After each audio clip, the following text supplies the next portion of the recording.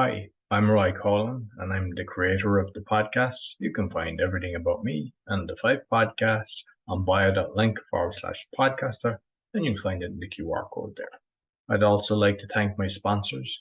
If you or someone you know is struggling with anxiety and want to know how to be 100% anxiety free in 6 weeks without therapy or drugs, Daniel Packard Anxiety Solution Program Company offers a 6 weeks system that permanently solves anxiety at an astounding 90% success rate. People who join the program only pay at the end once they have clear, measurable results. If you're interested in learning more, go to permanentanxietysolutions.com where you can book a free consultation with Daniel. Do you have high blood pressure and want to get off the meds? Doctors are amazed at what Zona Plus can do. Get a $50 discount with my code ROY. Go to zona.com/discount/ROY and you see the QR code for all my sponsors down at the end.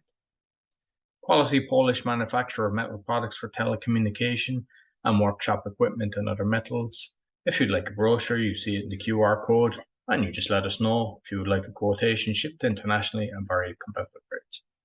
I hope you enjoy this week's podcast. Welcome to the Meditation Podcast. You can find all our episodes on meditationpodcast.org. We're also on BitChute and YouTube. You'll find the links in the podcast description.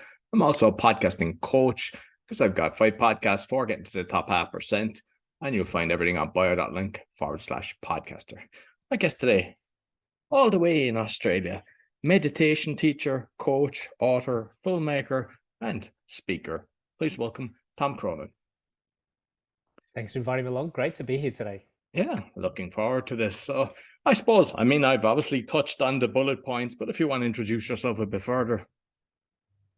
Well, for sure. It's very diverse, like you just mentioned then, the things that I do. And I kind of like that diversification. It's a number of different channels that I'm really motivated in shifting people from where they are to where they can be, and understanding that evolution is an ongoing process. And predominantly I use a tool of Vedic meditation or transcendental meditation to bring about the transformation in people, to open their minds and heal their bodies. But from there, I find that there's a lot of different avenues that spring from that, speaking in organizations. I've got a speaking gig tomorrow in an investment bank that want to know more about stress management and how to optimize the brain. And then there's retreats, and then there's coaching. And so I tend to find that there's, from the central limb of me wanting to teach meditation and expand people's minds and get them out of suffering and stress, there's a lot of avenues that sort of open up, and I like to explore those as they come. So I'll take them as they unfold, like speaking gigs and coaching opportunities. So yeah, it's quite diverse what I do. Brilliant. So like with what you've done, because I think you were working in the corporate and kind of went through, so you might just tell people your story, how you transitioned into what you're doing. Yeah, many years ago, I was a broker in finance. Actually, it wasn't even that long ago now, but I started actually my career at the age of 19 in 1987. So do the maths, you can work out how old I am now. And, it was crazy times in the finance markets. I was going to do a degree at journalism at university, but had some time to fill in after backpacking around the world. And I just managed to land a job on this trading room floor. And before long, I was hooked into the culture, the money, the type of lifestyle. And with that came lots of drugs, drinking, partying, very late nights. A big part of the job was marketing with investment banks, traders all around the world. And this was late 80s, early 90s. It was kind of reckless abandon. There was no sort of rules and regulations and no HR departments. And so it was kind of crazy Wild West times in the industry. And it was all fun and, games for me early on, at 19, 20, 21, in the early 20s, late teens. It was just extremely exciting. I was given a lot of money, fancy sports car, corporate Amex card.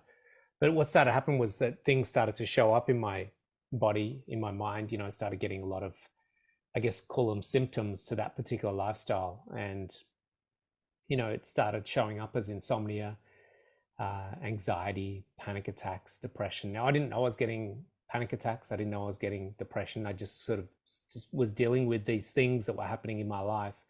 Had no idea what they were, but I just kept going along with the drinking, the drugs, the late nights, really not really appreciating or understanding that I had a body that had sensitivities and limitations. I just pushed it and pushed it and pushed it. And that eventually led to really, it was technically diagnosed by my doctor as a full-blown nervous breakdown. And this became something that was an incapacitation, at the age of 29, after 10 years of that style of living. I became incapable of actually going to work, of even leaving my house. It was a very difficult time. I developed a very deep depression on top of the anxiety and panic attacks. And that's when I was really questioning, what was the point of life? It's a very difficult time. But in that time, it was 1996, I came across meditation, and it was a game changer for me. It was something that, and it wasn't just any meditation. For me, I discovered meditation, but I started to do a lot of research, and what really struck with chord with me was transcendental meditation, which eventually became called Vedic meditation as well. So there's two sort of limbs to it. I guess they're all the same, but different names. But it was a game changer for me. It really turned my life around in a big way, and I actually used it every day, twice a day, but went back to work as a broker for 16 more years, and just became a meditating broker, and eventually left that when I realized that it was time for me to start passing this technique on to other people. So here I am today.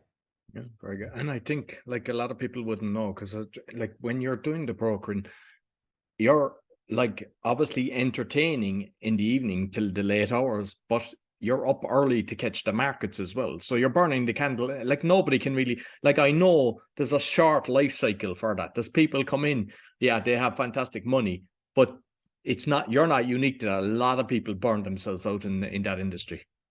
Yeah, it's very unsustainable, exactly that. Not only burning both ends of the candle on weekdays, because you're working, early morning to catch the markets, and then all night to catch the trades, by entertaining the market, by taking the traders out for dinners and drinks and all sorts of shenanigans.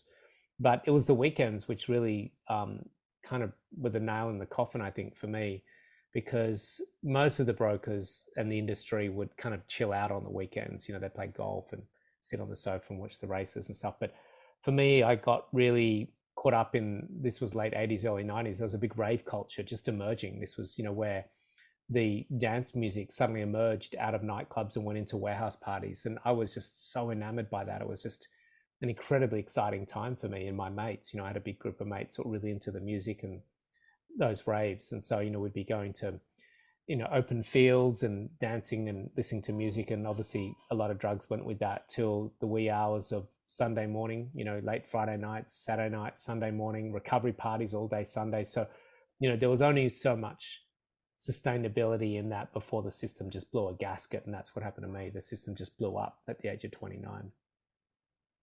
And I suppose like when you're coaching people and everything, the fact that you've experienced all this, you can kind of relate to people that go through it, because sometimes people don't know what's going on. I mean, I think it happened to me as well. I mean, I was working very late in the construction industry, 8 in the morning till 12 at night, and it was my back went out. And I think it's our body. There's different things that happen us. That is your body kind of screaming to say, hey, this isn't normal. You need to live instead of just working for life. Yeah, we've got to learn balance. And I think one thing that I learned the hard way, and I guess sounds like you did as well, is to really learn to listen in to the body and its sensitivity and its delicacy. It's a very complex piece of equipment, and it needs really refinement in how we treat it. And, a lot of the world still to this day, because it's just not a part of our culture yet, to really understand the sensitivity of the body and what it requires, sensitivity of the mind as well, the mind and body. Let's not ignore the mind. Those two things for optimal well-being need a lot of attention, and they need to be treated with the respect they deserve. And these days, I'm 55. I go to the gym 3-4 times a week. I do yoga and stretching, 3 or 4 times a week. I go to saunas and ice baths. I meditate twice a day. I eat good food. I drink good liquids. I understand that this body will treat me really, really well if I treat it, that's the operating system, the mind and the physicality, really well. And so it's just not part of our society yet to understand that. Most of our society is conditioned into seeking pleasure and satisfying the egoic desires rather than what the body actually needs, which is a totally different thing altogether. Oh, absolutely. And the only kind of positive is what I'm seeing is once you go through the transition, I think we all have to be taught a lesson. You will never go back. Like you're now in tune with your body. You know exactly how to, fuel it. I'm the same. Like I go to the gym 3 times a week. I do a back exercise. And it's like, you put that into your body and you get the rewards from it. Whereas, go back 20, 30 years ago and it was like different. But I've never seen anybody that actually relies, just got into being in tune with themselves to change. So once you do it, it's a one-way street after that. Yeah, and look, I don't mind the odd burger or pizza every now and then. You got to have a bit of fun along the way. I've got 2 21-year-old kids, so they're not quite on board with my regime just yet. They've got to live their own life and find their own things out. So for the sake of having a good fun time with a family, we'll go out for a bit of a burger or something, and it's just about, for me, finding balance within that as to what my level of balance is. And everyone's level of balance is different. Someone's idea of balance might be, having, a cucumber sandwich or cucumber juice, everyone's got their own thing that is their way of keeping balance. And so for me, I just really listen into, how far I can push my body on a physical, mental, and spiritual level. And then how far I can sort of slingshot into balance and just have a bit of fun along the way as well. And with like the craziness that's going on in the world, all the utility bills going through the roof, lots of people losing their job, there's a load of anxiety, depression, and insomnia as well. So you might kind of just touch on this, ways people can what they can do to kind of help themselves.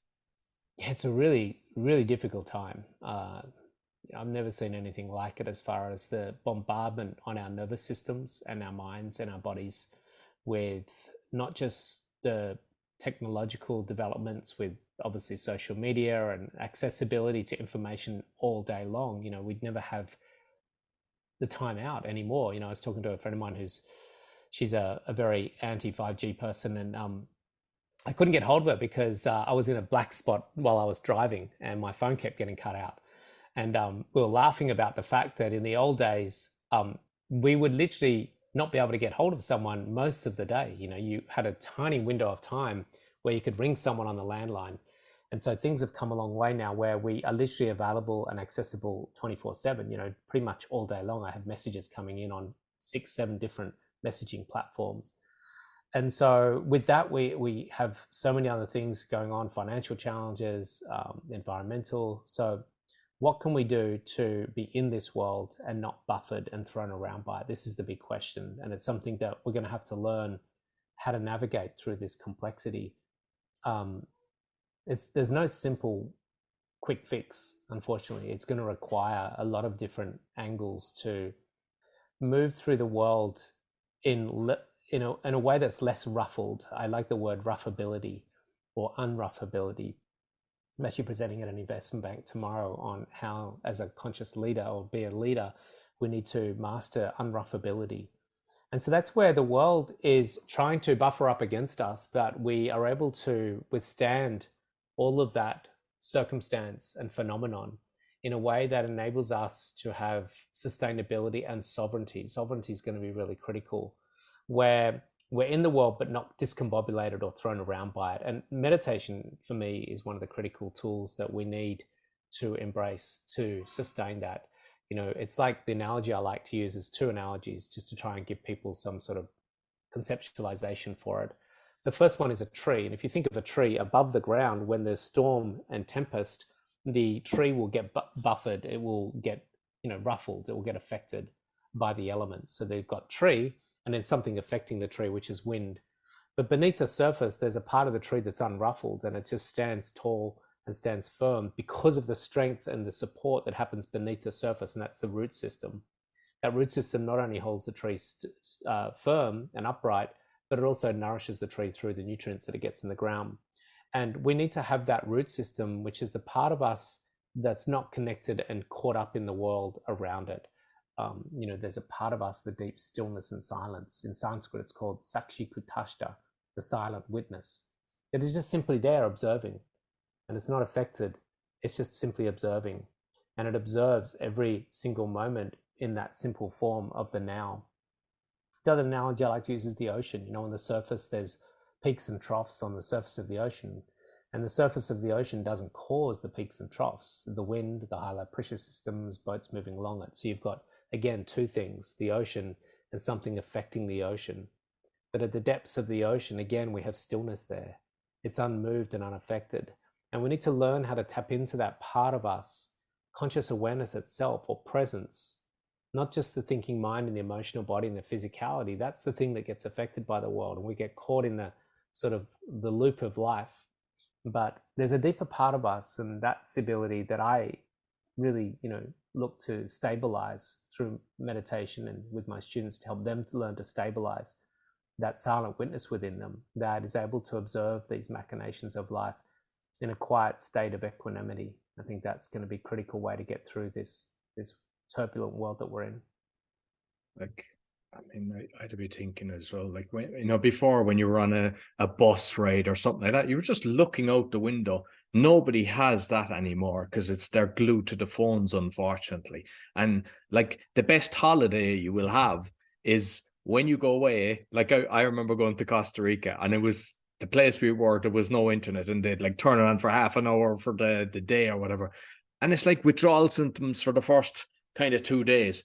But after that, it is like, because everyone is sick of it. Like, we're on 50 different platforms just to make sure that we're getting our message out and we're connecting.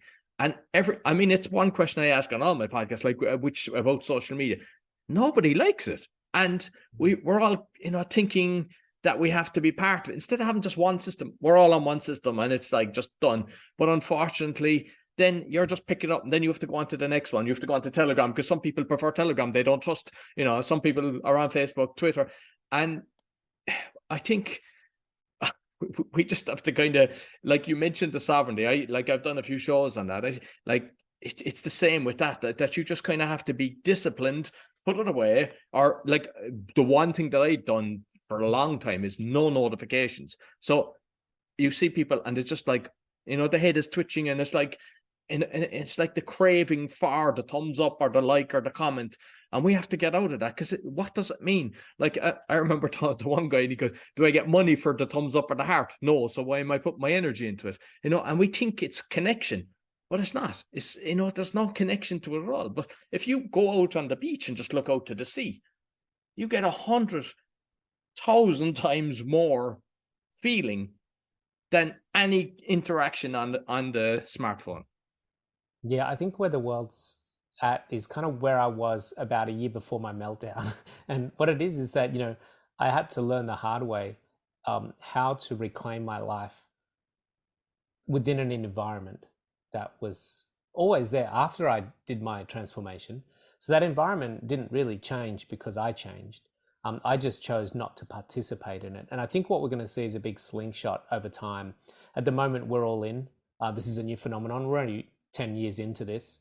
And it's exciting. It's, we've got lots of likes and comments and lots of information we can devour, and lots of tips and strategies and tools. And it's very exciting for us, for our ego and our mind, and our nervous system, of course. But I think what we'll find, and we're just starting to see the early stages of that tipping point, where a lot of humanity is going to go, look, this is actually just really unhealthy for me. This is really not good for me. And I'm going to need to slingshot the other way and withdraw from this process. And the power of these platforms is only the usage by humans. The platforms have no power at all if humans don't use them. And we choose to use them. And maybe I would expect that that's going to change in the not too distant future at some point. And there's only so many tips for making pizzas or cabbage soup or, memes on Buddha or whatever that we can get before we get exhausted in that. And like with the sovereignty as well, because like when people are, they're getting depressed with, like, they're thinking it's a political party is going to save them, and you have to save yourself. You have to look within, because they have never saved anybody. If anything, constantly. I look at a load of different countries. I've been watching, Australia in the last over the lockdown, and it was scandalous what was going on. But people have to just kind of look within, because once you've got sovereignty and you stand up to the people and your rights. Like, you can't go to a solicitor. He's not going to. I've learned more myself just by studying this, that I've had judges, I've had policemen, I've had everything. bow their head down because they know they were wrong. Whereas if I didn't know that, they would just treat me like I'm dirt. And people kind of have to realize that the power that you've got in yourself. Yeah. Yeah, this is a really big thing, you know, when we look at, particularly like you touched on politicians, you know, when you have to get elected, you know, every few years, and, you know, your campaign costs a lot of money, and someone that funds that campaign is not going to be a mum or a dad. It's going to be a large organization. That's usually it's pretty much obvious that that's the case. It's not hidden. It's just everyone knows that large campaign funding comes from large organizations, people that have the money. And so there's a degree of, I guess, ownership of the politician by the people that are funding it. You know, they're not funding it because they, you know, just want to do something with their money. It's for a very particular reason. And so this is the challenge, where we're in a society where large organizations like corporations and politicians, you know, there's a sense of, or, you know, I guess, authority through all of that. And the one thing that we can do within all of that is to reclaim our consciousness and our sovereignty within our own right, you know, as far as who we are as an individual, what we choose to do with our time, what we choose to do with the food that we eat, what we choose to do with how we look after our health. And, you know, the thing I always share with my students is that if no one tomorrow drank Coca-Cola, if every single person on the planet just decided right, you know, within the next 12 to 24 hours to never drink Coca-Cola again, and to shift their attention to drinking, let's just say, kombucha or coconut water, what do you think Coca-Cola Amateur will start producing within 24 hours? You know, they're only supplying what the masses are interested in drinking. And if the masses change their demand, then we'll see the supply start to change. And that's where we're going to start seeing sovereignty. And also the knowledge of the different things. So if we talk about Coca-Cola, like say the zero, and the same with Pepsi, you know, a lot people think it's actually healthier when aspartame was actually banned. And it was basically a few senators were bribed to get it passed. And that's in chewing gum. That's in so many different products. And it's like, don't be trusting the supermarket or whatever. Once you find out yourself. And I said, don't bombard yourself, because then you get overwhelmed and you get stressed. Just do one a week. Okay. And once you do that, then by the end of the year, you're eating 10 times healthier. Yeah, it's an exciting time because, you know, although social media, this is the polarity. The exciting thing about social media and all these platforms is that that they provide us with access to information that we never had access to before. You know, if you think about the 4 channels of information flow that were happening, let's just say 20, 30, 50 years ago, it would go through magazines, through newspapers, through radio and TV. Now, they were predominantly owned and controlled by large organizations. But now what we have is the ability to disperse information very easily. The mere fact alone that you and I have this conversation, you're over in Poland and I'm here in Sydney, Australia. It's just about dinner time for me. It's your morning time, and we're able to discuss these things. It's very, very exciting that our ability to provide knowledge, to share wisdom and insight is I think is the catalyst for the change that's going to happen on the planet. It does come with some negative side effects, which is the fact that we are so deep in all this information that it's kind of like a sea of it. But the exciting thing is that I think there's an empowerment that's happening to the people because of the ability to share information, and some of it's relevant, some of it's not relevant. That's the thing we're going to have to learn to decipher as to what information we want to absorb and what information we want to let go. But the exciting thing is that the information's available now, and it's very hard to pull that information back. Even the platforms that people are sharing that information on, some might be highly sensitive, which means other people just open up another platform. So we've got Signal or Telegram or something like that. But the cat's out of the bag. You know, it's like the lip of the seal is broken and there's no turning back now. The information flow is happening, and this is a beautiful, exciting time for humanity. Yeah, absolutely. And I'm actually, I find it pleasantly surprising that like the likes of the big corporations, because I've seen some of the ones that you've actually spoken, you know, that you're going in, because in reality, they're kind of hopefully future leaders. And if you can touch them, that they think like we do, that's how we see change. Because unfortunately, there's a lot in some organizations. I mean, you could have 95, 99% that are, fantastic. But when the top is actually destroying or doesn't care about anything, but by these companies bringing the likes of you in, and I've seen a few others as well, I think that's how slowly, it's not going to happen overnight, but I think there'll be a shift that you'll get somebody at the top that's actually thinking the right way. Yeah, absolutely.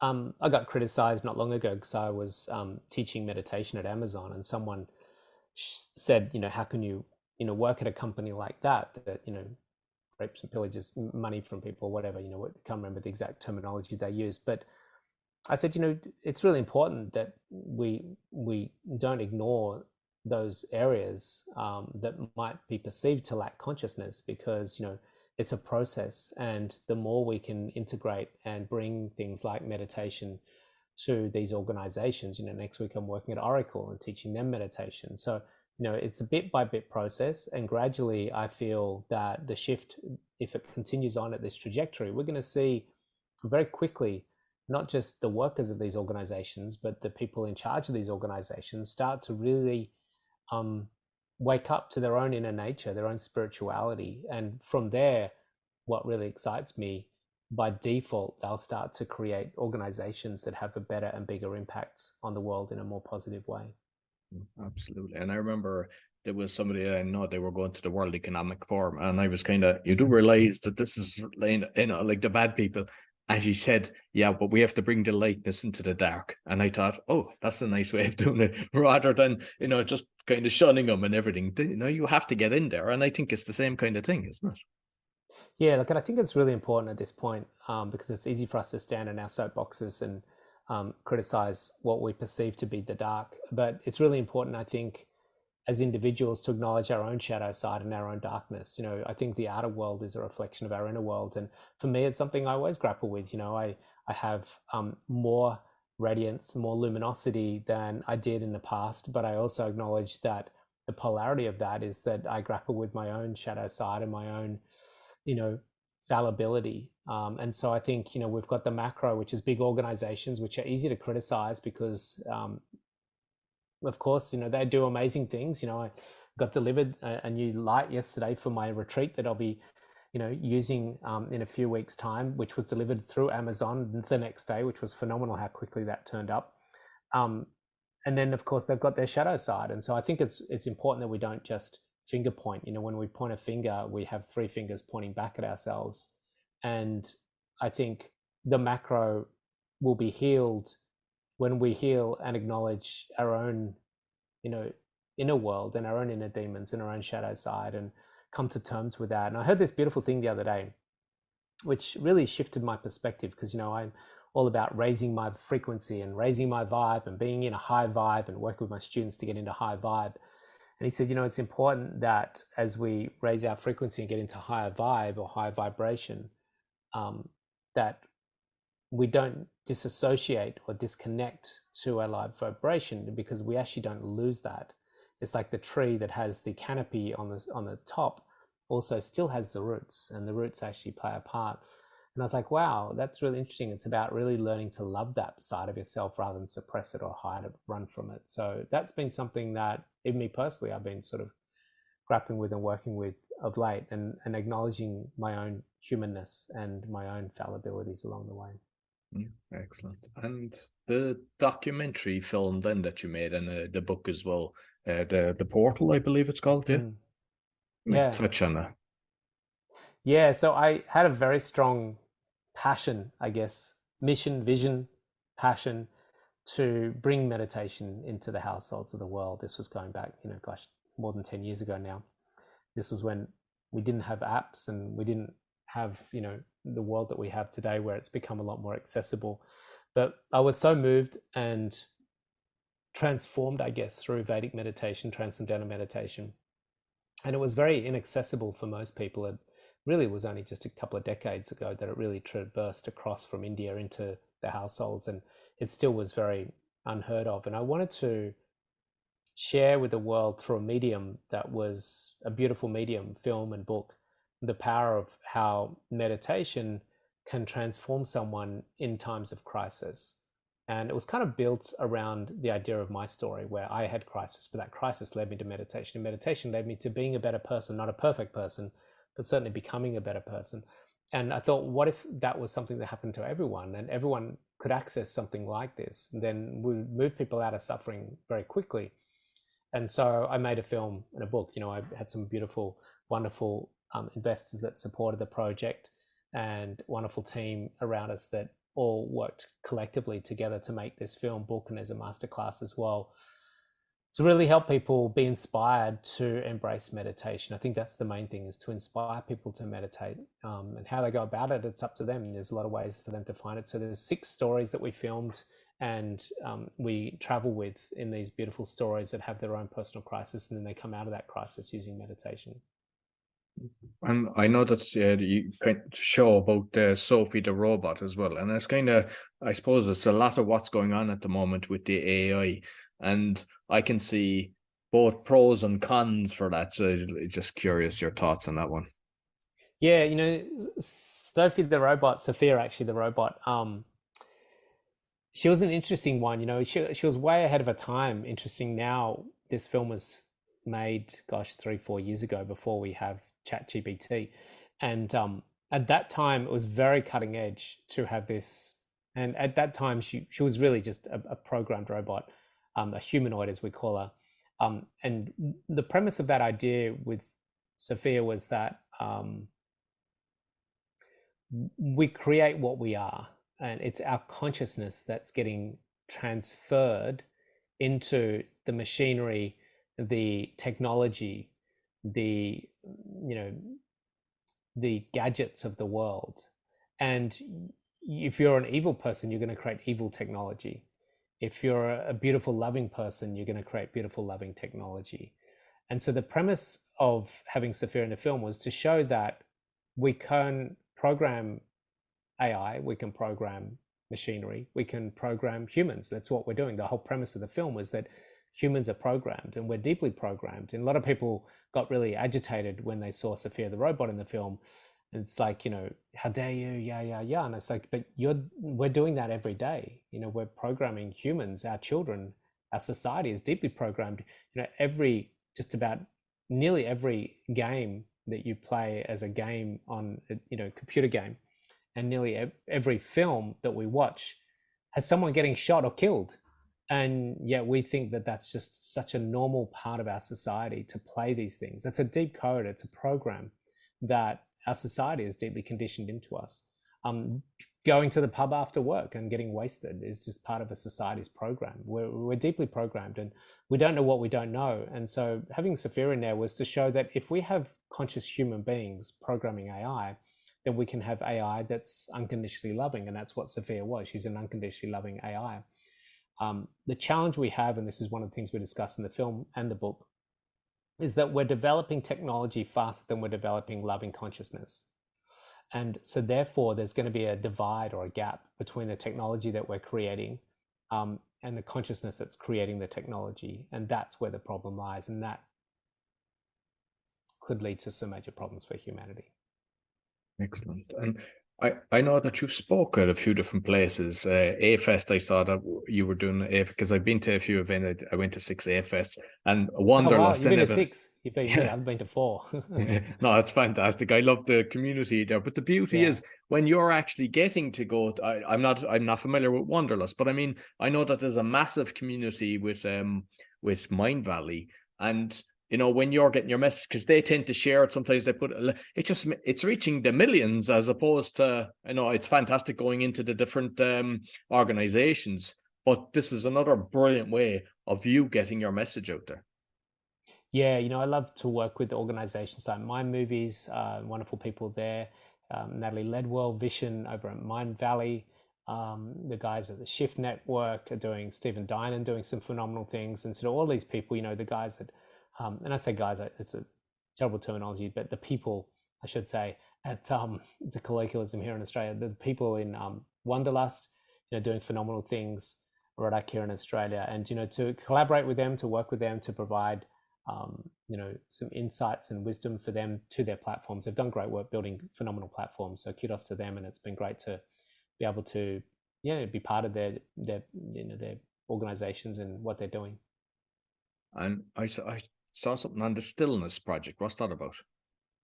Yeah, the Stillness Project, what I started when I first left finance, it was really before it became, I guess, me, the brand. I was very shy and I didn't really have a lot of belief in myself. And so I kind of wanted to hide under the umbrella of the Stillness Project to make it more about a movement to inspire stillness, to inspire people to embrace stillness on a daily basis. And I still really feel that that's a big vision and mission of mine. At the time, the Stillness Project was created with a team of branding experts and consultants and wordsmiths, and the vision for the Stillness Project was to inspire 1 billion people to meditate daily. And I was very driven by that for a long time, and it was something that I kind of almost carried as a cross. And I still have that as a passion. It's just more of a laid back thing rather than something that I must conquer and must fulfill. That's my old alpha male ego that was just trying to just get another notch in the belt in some way, shape, or form. Yeah, I see a lot of people that, their missions are massive. And I think if we can kind of say where we can get, say, 3, but they'll replicate it, it becomes more doable, because, there's a lot of work. And I mean, you've obviously touched millions with all the different things that you've done, especially the documentary and everything. But I think the reality is, if we can have a system where we're just training the people that we touch to do the exact same, and that's how we do it. And and to forget about it, because we get caught up in the numbers. It's like the social media as well, and then it takes the love out of it when you're, because I say that with a load of people. I know they're really driven to try to, whether it's touch 1 million, touch 1 billion, touch whatever. I think it ends up hurting us instead of just letting it go, but doing what we're good at, and the numbers will come. Yeah, it's a big shift that I went through, exactly what you said. I just decided that I would stop doing what I should be doing and start doing what I enjoy doing. And so I just thought, well, what do I enjoy doing? Well, I like teaching meditation. I like running retreats. I like coaching.